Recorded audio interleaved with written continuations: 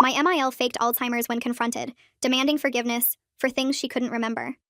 My mother-in-law Barbara stole $47,000 from us over 3 years. When we confronted her with bank statements, receipts, and surveillance footage, she suddenly developed Alzheimer's. I don't remember any of that, she said, clutching her head. Oh God, is this how it starts? Just like my mother? Her performance was Oscar-worthy. Trembling hands, confused blinking, looking around our living room like she'd never seen it before.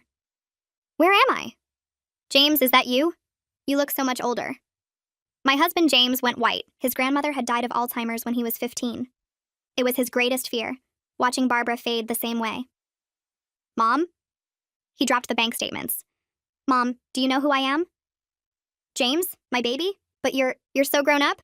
Where's your father? Where's Harold? Harold had been dead for 10 years. I wasn't buying it. 5 minutes ago, she'd been arguing about the money, making excuses. Now suddenly she couldn't remember her husband was dead? Barbara, stop this. James turned on me. Can't you see something's wrong with her? Something's wrong, all right. She's acting. Barbara started crying. Who is this woman? Why is she being mean to me? James rushed to comfort her while glaring at me. We need to get her to a hospital. At the ER, Barbara played confused patient perfectly. Didn't know the date, the president, couldn't count backward from 20. The doctor ordered tests, MRI, blood work, cognitive assessments. Early-stage dementia is possible, the doctor told us, though the onset seems sudden. Has she shown any symptoms before? No, I said, the same time James said, maybe. He looked at me desperately. Remember last month? She called me Steve twice. Steve was his brother. That was after wine at dinner. The test came back inconclusive. Sometimes early Alzheimer's doesn't show clearly on scans, the doctor explained. We'll need to monitor her. Barbara moved in with us that night. James insisted she couldn't be alone. For 2 weeks, she kept up the act. Wandering the house at night, calling me by his ex-girlfriend's name, forgetting she'd eaten and demanding second dinners. But I noticed things. She only forgot things that were convenient. Never forgot her soap opera schedule. Never forgot where she hid her cigarettes. Only forgot the stealing, the lies, the money. I installed cameras without telling James. Barbara would shuffle confused past him, then walk normally when alone. She'd cry about not remembering our wedding, then accurately text her sister about everything happening in our house. The breaking point came when I overheard her on the phone. Working perfectly. James believes everything. That bitch wife of his can't prove anything now. Who's going to prosecute a sick old lady? I recorded everything. That evening at dinner, Barbara started her routine. Is this my house? It's so lovely. Cut the act, I said. What act? James snapped. She's sick. I pulled out my phone and played the recording. Barbara's voice filled the room. That bitch wife of his can't prove anything now. James's fork clattered to his plate. Barbara's confused expression vanished, replaced with cold calculation. That's not me, she said. It's literally your voice, Barbara. It's AI, deepfake. You can do anything with technology now. She turned to James with tears. She's trying to frame me because she wants me out. Mom, that's clearly you. Barbara clutched her chest. Oh God, my heart! She collapsed, gasping.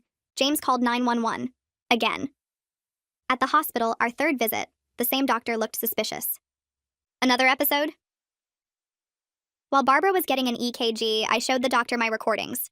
Her wandering normally, texting clearly, the phone call. He watched with growing anger. This is medical fraud, he said quietly.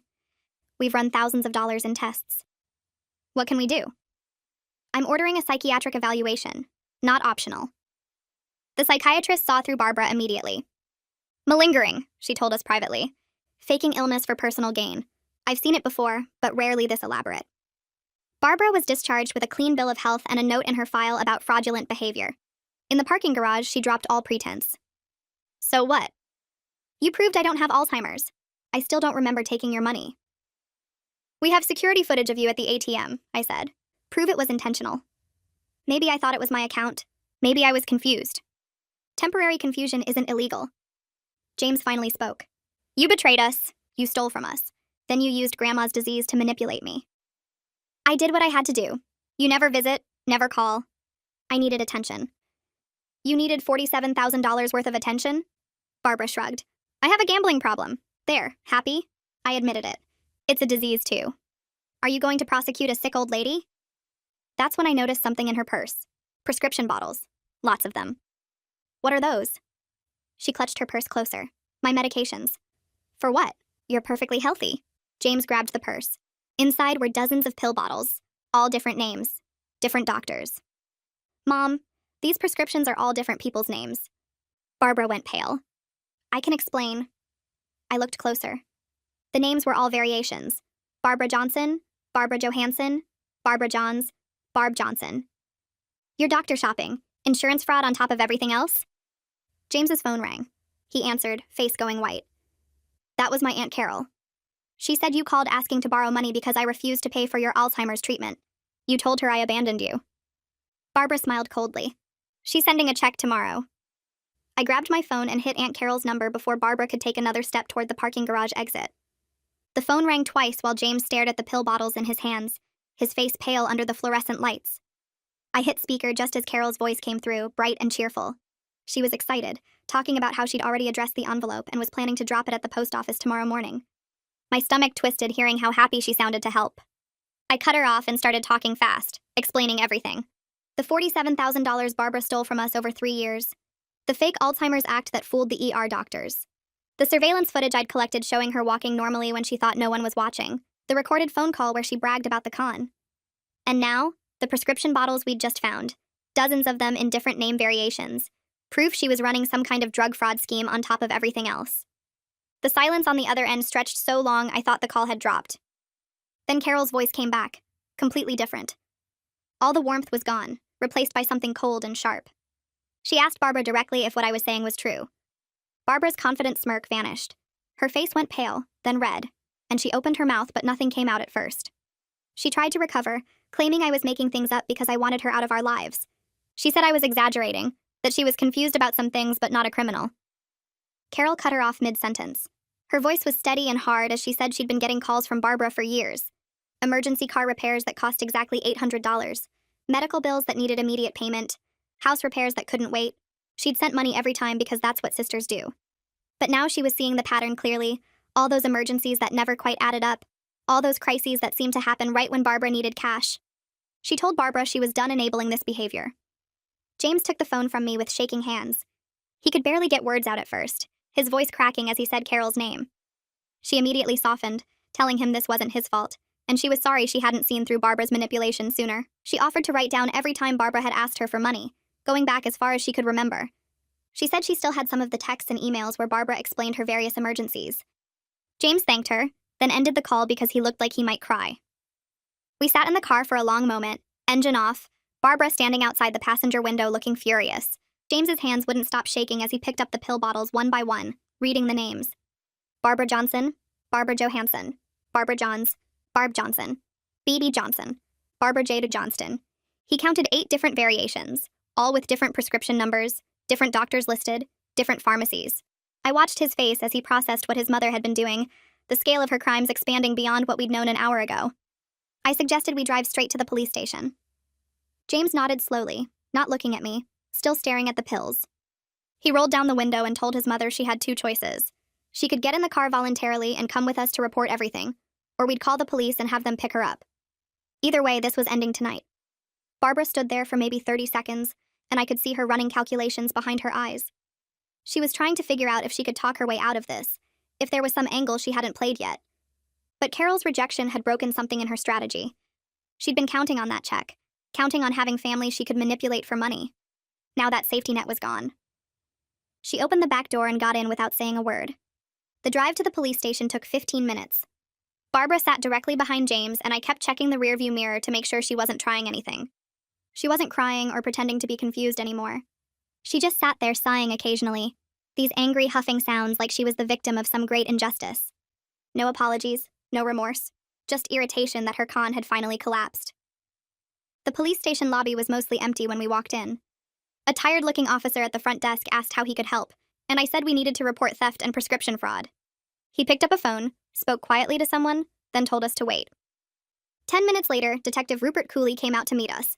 He was maybe 50, with gray hair and the kind of face that had seen too many bad situations to be surprised by much. He led us to a small interview room with a table and 4 chairs. James carefully laid out all the pill bottles on the table while I explained what we'd discovered. The detective picked up each bottle, examining the labels closely, taking notes. He explained that doctor shopping and prescription fraud were serious crimes, completely separate from the theft charges.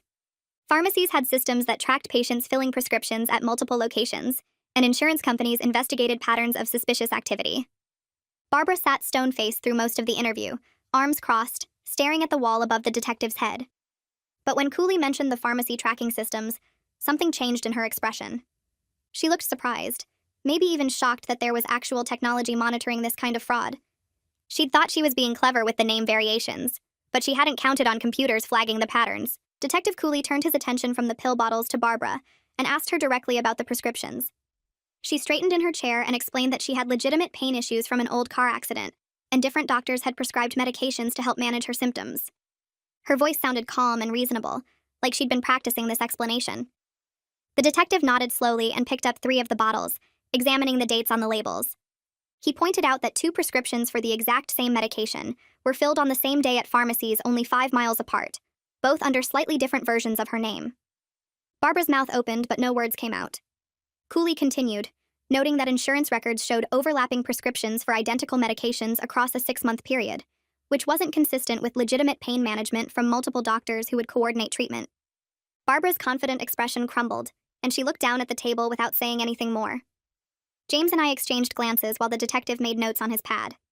I pulled out my phone and showed Cooley the video footage I'd captured of Barbara walking normally. When she thought no one was watching, the recordings of her texting clearly about our household and the phone call where she admitted her whole act was working perfectly. James added the bank statements showing the systematic withdrawals over 3 years, each one carefully timed when we were both at work. We laid out the receipts from casinos that matched dates when money disappeared from our account. The detective examined everything methodically, occasionally asking questions about specific transactions or dates. He explained that he would need to coordinate with insurance fraud investigators because the prescription scheme involved filing false claims across multiple providers. The scope of Barbara's fraud extended beyond just stealing from us. Cooley mentioned that insurance fraud investigators had specialized tools for tracking prescription patterns and identifying doctor shopping operations. James asked how long the investigation would take, and the detective gave us an honest answer that made my stomach sink. Financial crimes moved slowly through the system, he explained, because investigators needed to gather records from multiple banks, insurance companies, pharmacies, and medical offices. The process could take weeks or even months before charges were formally filed. He assured us that Barbara's behavior was well documented now and the evidence was strong, but the legal system had its own timeline that we couldn't rush. I felt frustrated knowing Barbara might be walking around free for months while investigators built their case, but Cooley reminded us that thorough investigation meant stronger prosecution later. He told Barbara she was free to leave, but warned her not to leave the state while the investigation was ongoing. She would need to stay available for additional questioning, and any attempts to flee would result in immediate arrest.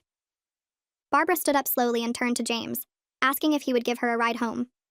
The look on James's face broke something inside me, even though I knew she deserved his rejection. His expression showed pure disgust mixed with grief, like he was seeing his mother clearly for the first time and hating what he saw. He told her no in a flat voice that left no room for argument. Barbara's face tightened, but she didn't argue or try to manipulate him with tears this time. We followed her out to the station lobby and watched as she pulled out her phone to call a taxi. She stood by the window looking out at the parking lot, and I noticed how different she appeared now. No confused shuffling or trembling hands, no fearful glances around like she didn't know where she was. She just looked calculating and angry, probably running through her options and realizing how thoroughly her con had fallen apart. The taxi arrived within 10 minutes and we watched her get in without looking back at us. James stood frozen until the cab disappeared around the corner. We drove home in silence. James gripped the steering wheel so tight his knuckles turned white, but he didn't say anything until we pulled into our driveway. That night at home, James broke down crying for the first time since this whole nightmare started.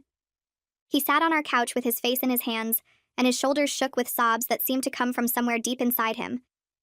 I sat down next to him and put my arm around his shoulders. He wasn't crying for his mother, he told me between gasps. He was grieving the parent he thought he had versus who she actually was. All those years he'd believed she was just struggling financially, that she needed help because life was hard for her. Now he understood she'd been systematically stealing from us, lying to everyone, running fraud schemes while playing the victim. I held him while he processed everything, letting him cry without trying to make it better with empty words. He kept saying he should have believed me from the start, that he should have seen through her act immediately. I reminded him that Barbara had deliberately manipulated his trauma about his grandmother dying from Alzheimer's. She knew his greatest fear and weaponized it against him in the cruelest way possible. That kind of calculated psychological abuse wasn't something he should blame himself for falling victim to. The next morning, my phone rang while I was making coffee. Carol's name appeared on the screen and I answered quickly, putting her on speaker so James could hear. She said she'd spent the previous evening going through her records and email history, creating a detailed list of every time Barbara had requested money over the past 7 years. The total came to over $30,000, which made both James and I freeze in shock. Carol explained that Barbara always had emergencies that needed immediate financial help. Her car would break down right before an important appointment. She'd have unexpected medical bills her insurance didn't cover.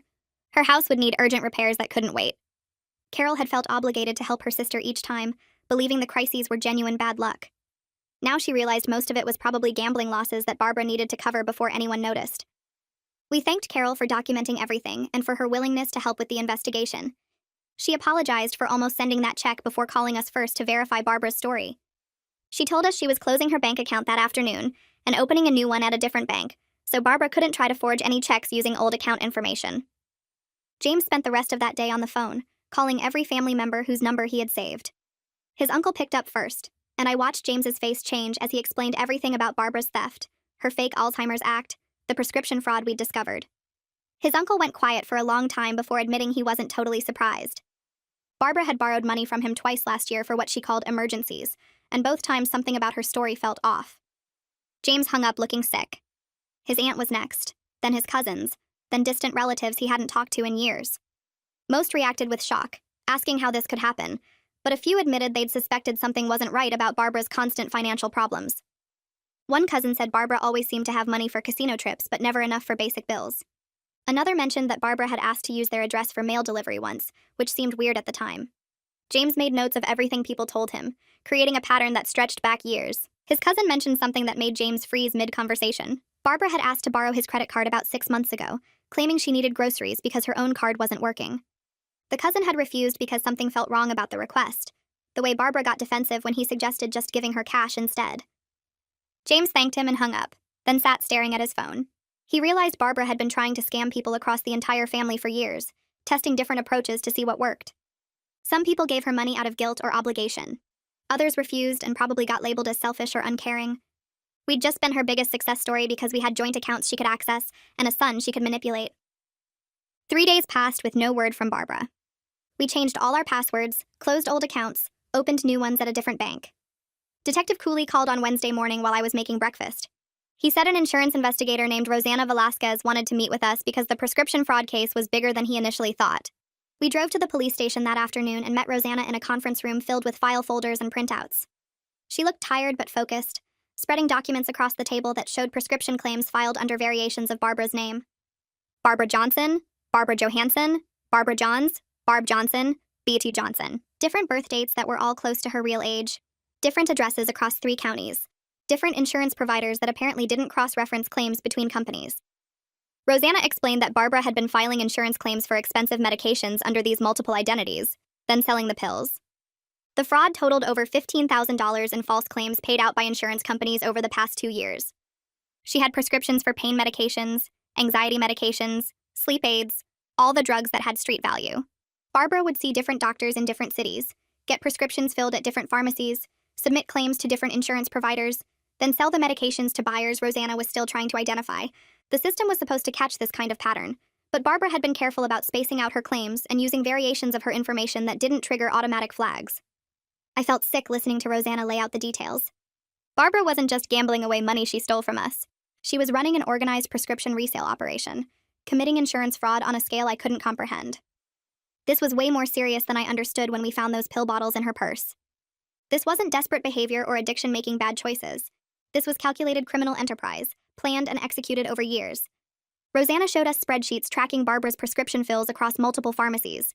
The dates, the medications, the insurance claims, all documented in neat rows that proved systematic fraud. Barbara had been doing this while living in our house, while pretending to have Alzheimer's, while crying about being a sick old lady who needed help.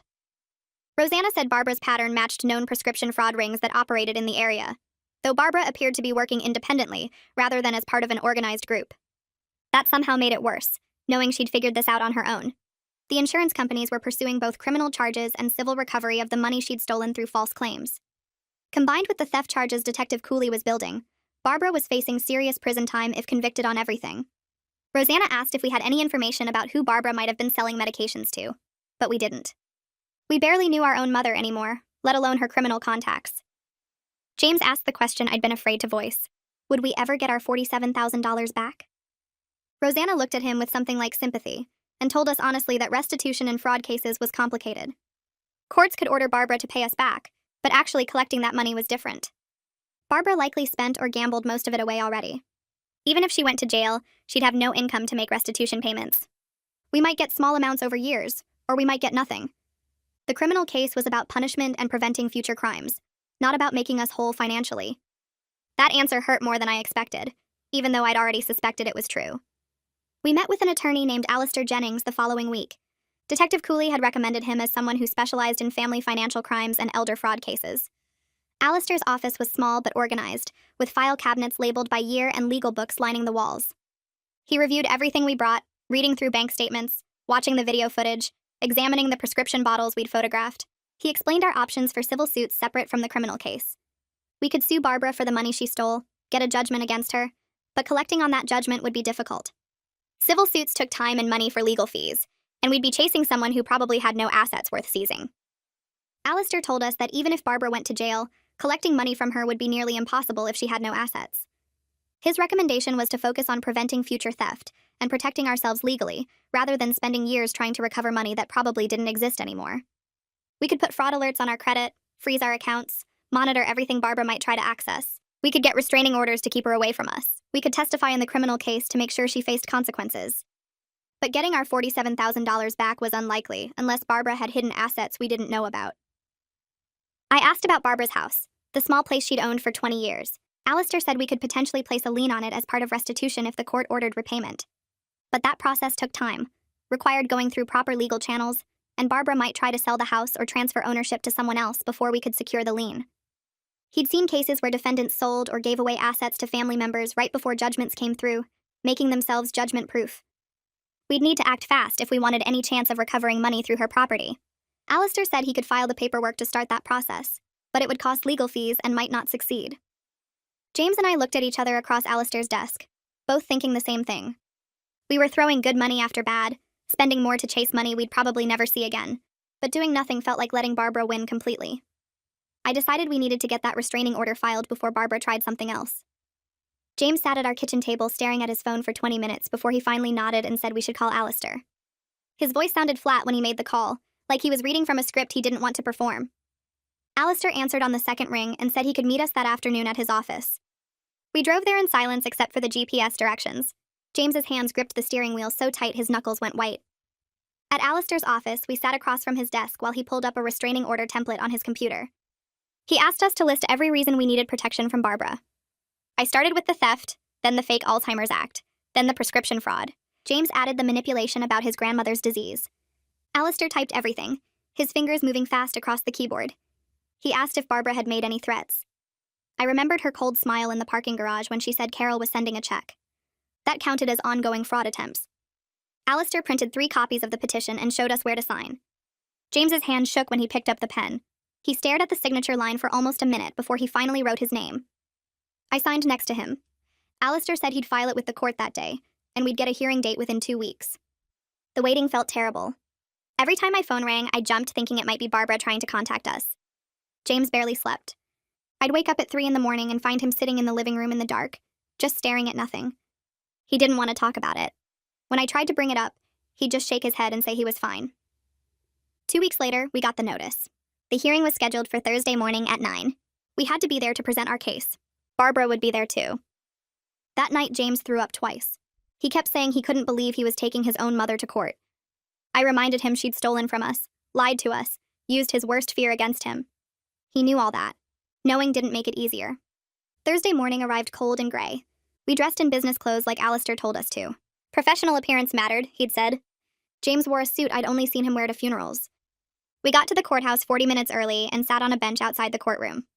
Other people walked past us, lawyers in expensive suits, families who looked as stressed as we felt. At 8:50, Barbara showed up. She had a public defender with her, a young guy who looked maybe 2 years out of law school. He carried a thin folder that couldn't have had much in it.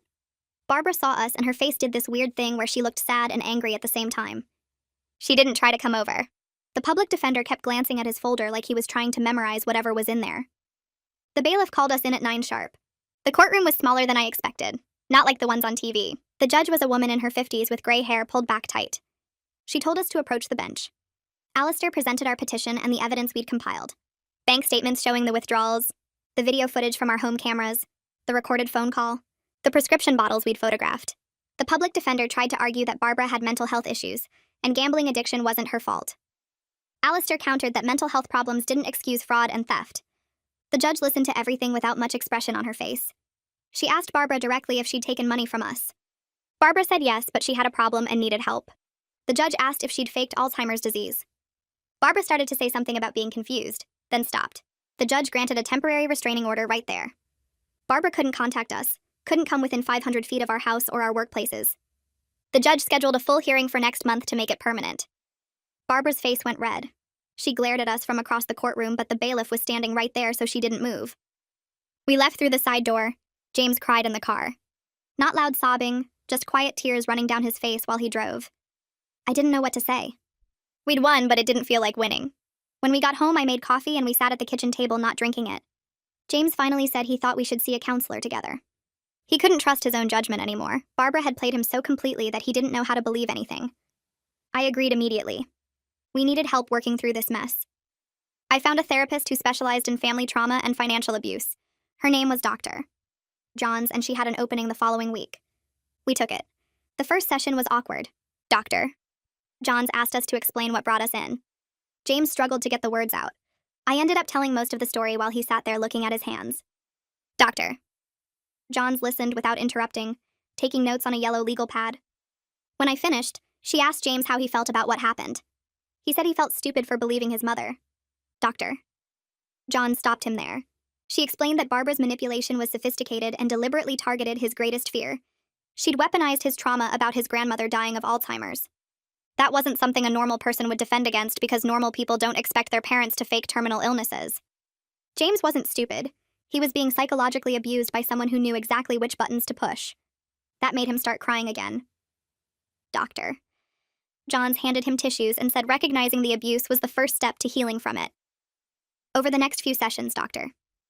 Johns helped James understand that Barbara had spent years learning how to manipulate him. She knew his fears, his guilt, his sense of family obligation. She'd used all of it against him with practiced skill. The fake Alzheimer's wasn't random.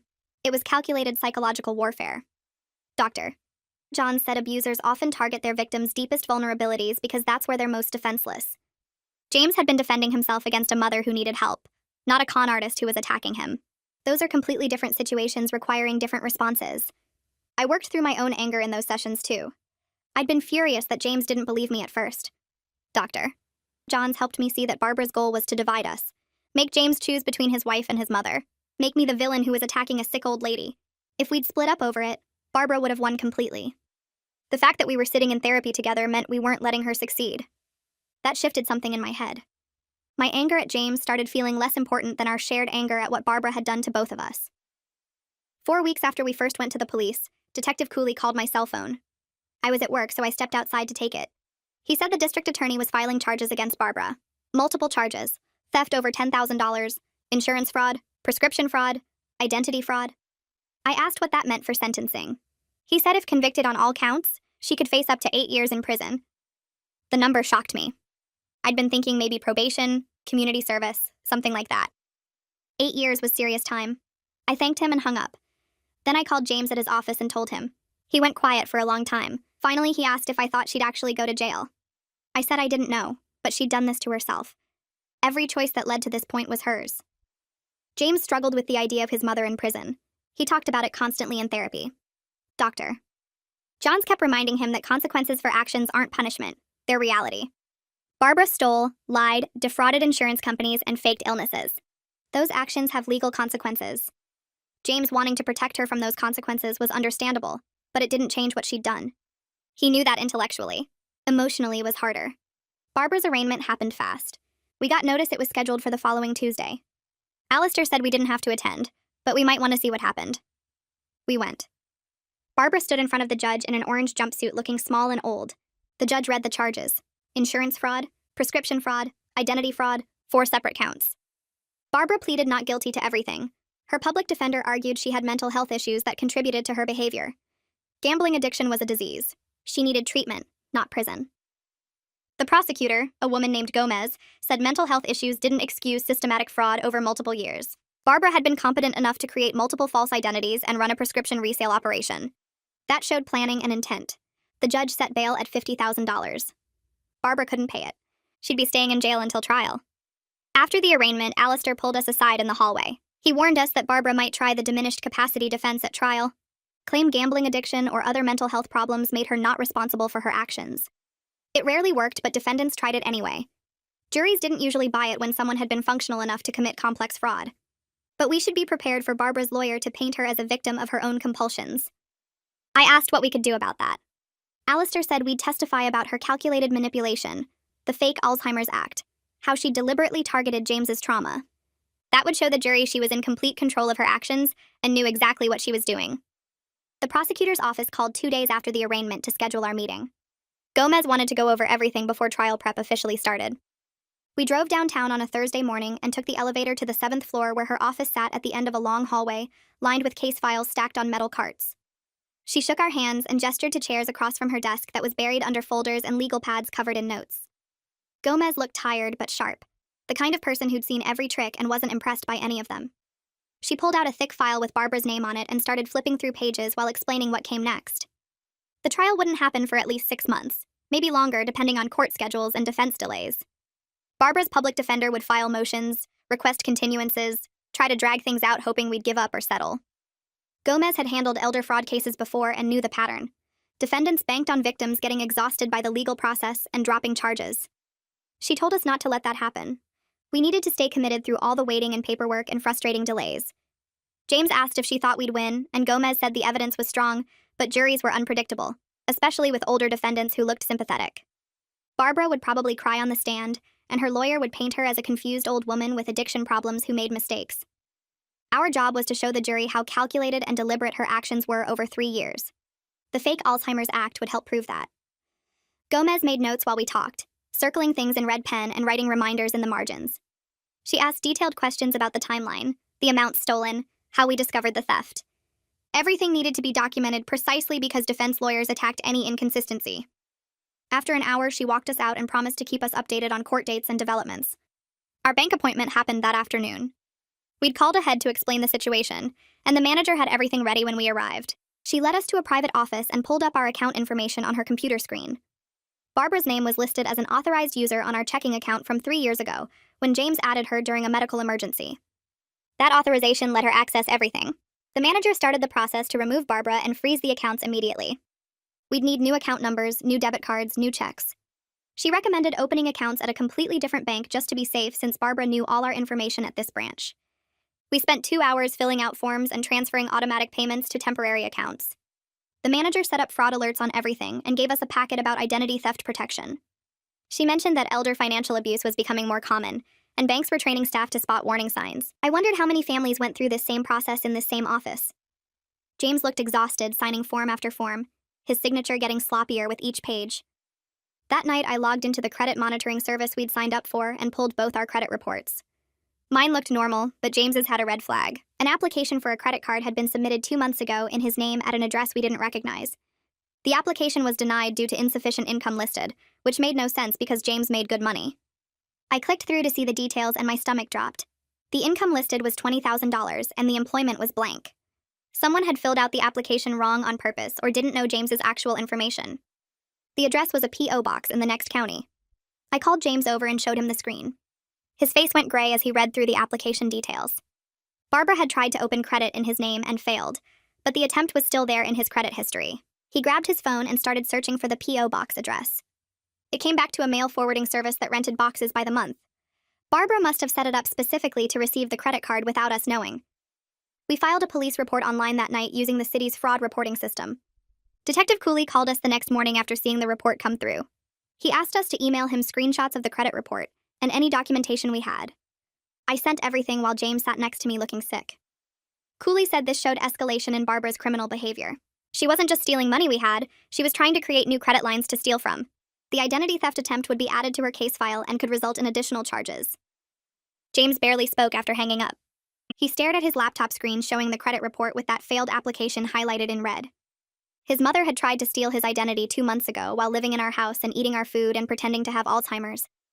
The betrayal kept getting deeper every time we uncovered something new. Carol called 3 days later, sounding upset. Barbara had contacted her from a phone number Carol didn't recognize. She'd been crying and begging for money to hire a better lawyer than the public defender. Carol said she almost believed her until Barbara claimed we were exaggerating everything and being vindictive because we never liked her. That's when Carol knew it was more manipulation. She'd recorded the entire call on her phone and wanted to send it to Detective Cooley. I told her that would help and asked her to email it to us too. The recording arrived an hour later and I listened to it twice. Barbara's voice sounded desperate and scared, nothing like the cold woman in the parking garage. She admitted she was in trouble, but kept saying we were making it worse than it was. Carol stayed firm through the whole conversation, telling Barbara she needed to face consequences for once in her life instead of running from them. Barbara started crying harder and hung up. James's uncle called that weekend. We barely knew him since he lived across the country and only visited every few years. He'd heard about Barbara's arrest from Carol and wanted to tell us something he'd never reported. 5 years ago, Barbara visited his house for a week, and several pieces of his wife's jewelry went missing after she left. They suspected her but didn't want to cause family drama, so they never said anything. He'd found pawnshop receipts later that confirmed his suspicions. The jewelry was worth about $3,000. He offered to testify if it would help our case. James thanked him and took down all the details. After hanging up, he looked at me and said he was starting to wonder how many people Barbara had stolen from over the years. How many family members stayed quiet to avoid drama while she kept stealing. Gomez called to update us on the case she was building.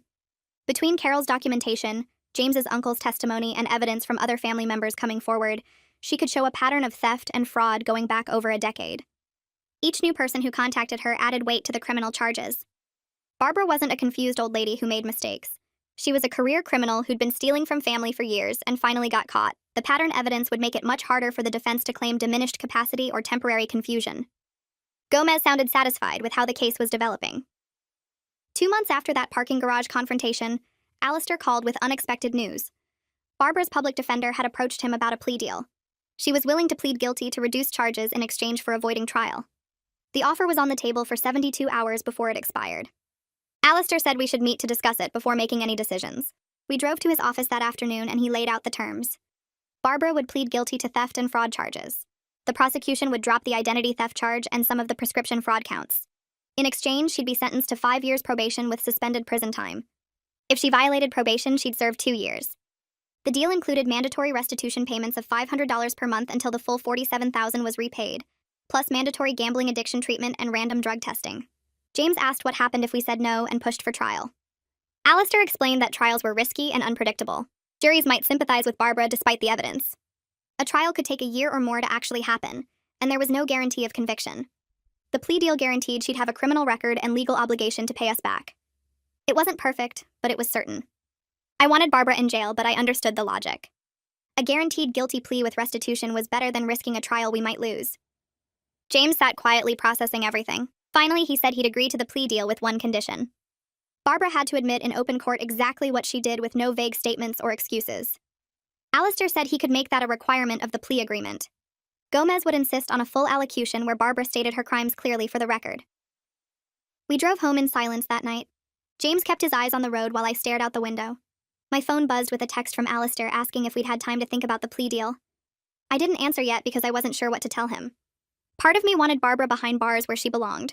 She'd stolen from us, lied to us, manipulated James's worst fear about his grandmother's disease. The fake Alzheimer's act alone deserved prison time in my mind. But Alistair's words kept running through my head about how trials worked. Juries could be unpredictable. Financial crimes were hard to prove beyond reasonable doubt even with all our evidence. Barbara's lawyer might find some way to make her look sympathetic. The gambling addiction angle could work in her favor if they played it right. A trial could drag on for over a year while we paid legal fees and relived the trauma every time we had to appear in court.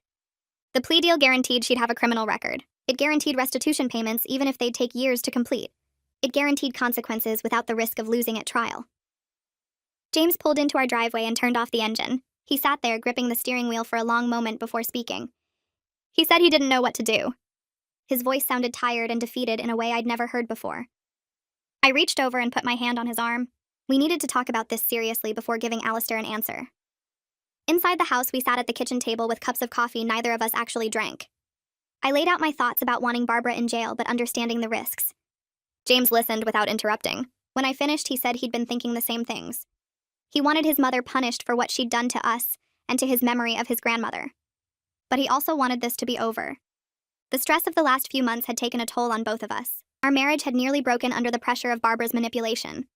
We'd spent thousands on legal fees already, and a trial would cost even more. The plea deal offered certainty even if it wasn't perfect justice. I asked him what his gut said. He looked down at his coffee cup and said he thought we should accept the plea but only with conditions. He wanted Barbara to admit in court exactly what she'd done. No vague statements about making mistakes or having problems. She needed to say out loud that she stole $47,000 from us, that she faked Alzheimer's disease, that she ran prescription fraud schemes. James said hearing her take responsibility without excuses might give us the closure we needed more than seeing her in an orange jumpsuit. I understood what he meant. Part of what made this so hard was that Barbara had never truly admitted fault. Even when caught, she'd tried to spin it or minimize it or blame her gambling addiction. Making her stand in court and own her actions completely felt important somehow. I texted Alistair back saying we'd accept the plea deal if the prosecutor agreed to require a full admission from Barbara. No wiggle room, no vague language. She had to state clearly what crimes she committed against us. The next morning, we met with the prosecutor at her office downtown. Her name was printed on the door, but I'd started thinking of her simply as the prosecutor since we'd worked with her for weeks now. She had a no-nonsense attitude that I appreciated after dealing with Barbara's constant lies. We sat across from her desk while she reviewed the plea agreement paperwork. She said the deal was fair given the circumstances. Financial crime trials were notoriously difficult to win because jurors often sympathized with defendants who claimed confusion or addiction or mental health issues. The evidence against Barbara was strong, but not airtight. A good defense attorney could create reasonable doubt by arguing Barbara had genuinely believed the money was hers to use or that her gambling addiction constituted a mental impairment. The plea deal avoided those risks entirely. Barbara would have a criminal record that would follow her forever. She'd be legally obligated to pay restitution at $500 monthly, which would take years, but guaranteed we'd eventually recover our money. The probation terms meant any violation would send her straight to prison for 2 years. I explained James's condition about Barbara having to admit everything in court. The prosecutor nodded and said she could absolutely require that as part of the plea agreement. She called it an allocution where the defendant had to state their crimes clearly for the court record. Barbara would have to stand before the judge and describe exactly what she'd done. The prosecutor would prepare specific questions that Barbara would have to answer honestly and completely. If Barbara tried to minimize or avoid responsibility, the judge could reject the plea and send the case to trial. That possibility would keep Barbara honest, because she knew trial meant risking much harsher consequences. James looked relieved hearing this. He signed the paperwork accepting the plea deal with the allocution requirement added. The prosecutor said she'd contact Barbara's public defender and schedule the plea hearing. It would probably happen within 3 to 4 weeks depending on the court calendar. Those 3 weeks felt strange. We knew the legal case was essentially over, but hadn't yet had the formal closure of the hearing. Barbara was still out there somewhere living her life while we waited for consequences to finally arrive. I found myself checking the court website obsessively to see if a hearing date had been posted. James threw himself into work as a distraction. We went to our counseling sessions and talked about how we'd feel once the hearing happened. Our counselor asked if we expected to feel satisfied or vindicated or relieved. I honestly didn't know. Part of me thought hearing Barbara admit her crimes would feel like victory. Another part of me thought it would just feel sad and empty, because James's relationship with his mother was destroyed regardless of what happened in court. The hearing date arrived on a Tuesday morning, 3 weeks and 2 days after we'd accepted the plea. We drove to the courthouse together in silence. Alistair met us in the hallway outside the courtroom. He looked professional in his suit and tie. He reminded us that this was just a formality at this point since Barbara had already agreed to plead guilty. The judge would ask her questions about her crimes, and she'd have to answer honestly. Then the judge would accept the plea and move straight to sentencing. The whole thing might take less than 30 minutes. We walked into the courtroom and sat in the gallery behind the prosecutor's table. Barbara was already there at the defense table with her public defender. She looked smaller somehow in her plain dress and minimal makeup. Nothing like the confident con artist from the parking garage or the fake confused patient from the hospital.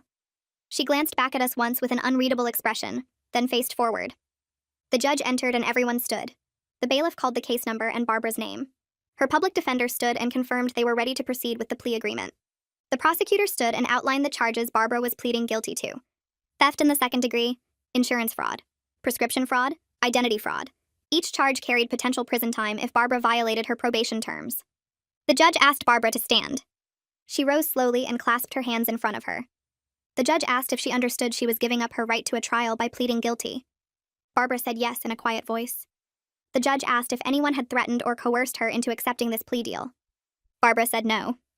Then the judge began the allocution. She asked Barbara to describe in her own words what she had done to warrant these criminal charges. Barbara took a breath and started talking. She said she stole $47,000 from her son and daughter-in-law over a period of 3 years. She accessed their bank accounts without permission and transferred money to herself. She used the money primarily for gambling.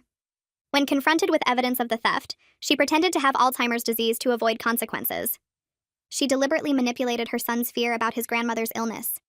She faked confusion and memory loss, including during medical examinations, which constituted medical fraud. She also obtained prescription medications under multiple variations of her name from different doctors and pharmacies. She filed insurance claims for these medications, then sold them.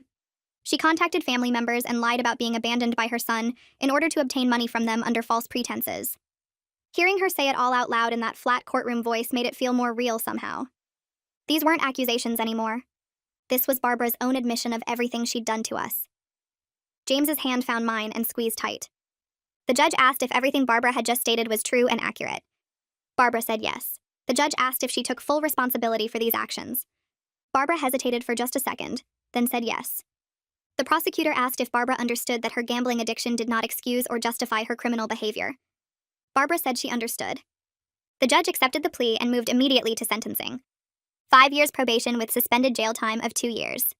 If Barbara violated any term of her probation, she would serve the full 2 years in prison. Restitution payments of $500 per month beginning immediately until the full $47,000 was repaid. The judge added mandatory gambling addiction counseling with proof of attendance required monthly. Random drug testing throughout the probation period. Barbara was to have no contact with us except through official court channels regarding restitution. Any attempt to contact us directly would constitute a probation violation. The judge also added mandatory community service hours and required Barbara to maintain employment or prove she was actively seeking work. Her probation officer would verify all of this monthly. The bailiff stepped forward and handed Barbara a thick packet of papers explaining her reporting requirements. She had to check in with her probation officer within 72 hours. She had to attend her first counseling session within 1 week. She had to make her first restitution payment within 30 days. Barbara looked older and more tired as she signed paperwork, acknowledging she understood all the terms. The judge asked if she had any questions. Barbara shook her head. Court was adjourned. We stood as the judge left. Barbara's public defender gathered his files and left quickly without looking at us. Barbara stood alone at the defense table for a moment before the bailiff gestured for her to leave through the side door. She walked out without looking back at us. James let out a long breath he seemed to have been holding. Alistair came over and shook our hands. He said it went exactly as expected, and Barbara was now legally bound to all those terms. Any violation meant immediate jail time, which gave us protection. Outside the courthouse, James stopped on the steps and turned to me. He said he felt relieved it was finally over, but sad about losing his mother to her own choices. Not the mother he'd thought he had, but the real person behind the con. I held his hand and reminded him we were moving forward together. We'd gotten through the worst of it and come out stronger. The next week, Alistair helped us file a civil lien on Barbara's house. The property was worth maybe $200,000 based on recent sales in her neighborhood. The lien meant if she ever sold the house, we'd recover at least some of our money from the proceeds before she saw any profit.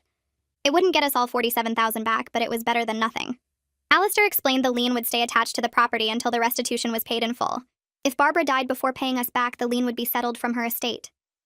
It felt mercenary thinking about Barbara's death and our money, but she'd forced us into this position.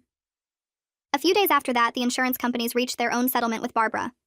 She had to pay back the $15,000 in fraudulent prescription claims. Her payment plan with them was separate from our restitution, but it meant Barbara's financial situation was completely destroyed between the two obligations. She'd be paying us and the insurance companies for years. She'd have trouble getting credit or loans with her criminal record. She'd have to report her conviction on job applications. The consequences felt appropriate for someone who'd spent years stealing and lying and manipulating everyone around her. 3 months passed since the parking garage showdown.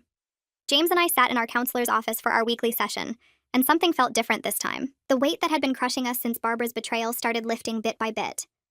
Our counselor asked how we'd been handling stress, and James reached over to hold my hand without prompting. We'd been doing that more lately, small touches that reminded us we were on the same team. The counseling sessions taught us how to talk about the hard stuff without attacking each other. James learned to separate his feelings about his mother from his feelings about our marriage. I learned to give him space to grieve the parent he thought he had. We practiced saying what we needed instead of expecting the other person to just know. It sounds simple, but after Barbara had spent weeks driving a wedge between us, rebuilding that trust took real work. The counselor said we were making great progress, better than most couples who go through financial betrayal by family members. The mail came on a Tuesday afternoon while I was working from home. I saw the official court envelope and my stomach dropped out of habit, but this time the contents were different. A check for $500 with Barbara's name on it, processed through the court's restitution system. I stared at it for a full minute. $500 against $47,000 stolen felt like a joke, but seeing her name on that check meant something bigger. She was paying. The system was working. Consequences were happening. I took a photo and texted it to James at work. He called immediately, and I could hear the emotion in his voice when he said it felt real now. Not the money, but the accountability. Barbara couldn't pretend anymore or manipulate her way out. Every month she'd have to write that check and remember what she did. We deposited it into our new savings account at the different bank, the one Barbara knew nothing about. It barely made a dent in what we'd lost, but starting over had to begin somewhere. Carol came over for dinner the following Saturday. She'd been doing that monthly now, bringing wine and stories about James's childhood that didn't involve Barbara. James needed those connections to his past, the good parts that Barbara's crimes had tainted. Carol told us about the summer James was 8 and spent 2 weeks at her house while Barbara and Harold went on vacation. She taught him to make pancakes, and they'd built a treehouse in her backyard that probably violated 6 different safety codes. James laughed hearing about it, really laughed, and I realized I hadn't heard that sound in months. Carol showed us photos from that summer. James grinning with missing front teeth and covered in dirt. She said he'd always been a good kid, thoughtful and kind, and Barbara's choices didn't change who he was at his core. After dinner, Carol pulled me aside while James was loading the dishwasher. She thanked me for protecting him even when it made me the bad guy. She said she should have seen Barbara's patterns years ago, but family loyalty had made her blind. I told her we were all learning to see clearly now. James came home from work on a Thursday with news that changed our immediate situation. His boss had promoted him to senior project manager with a $20,000 salary increase.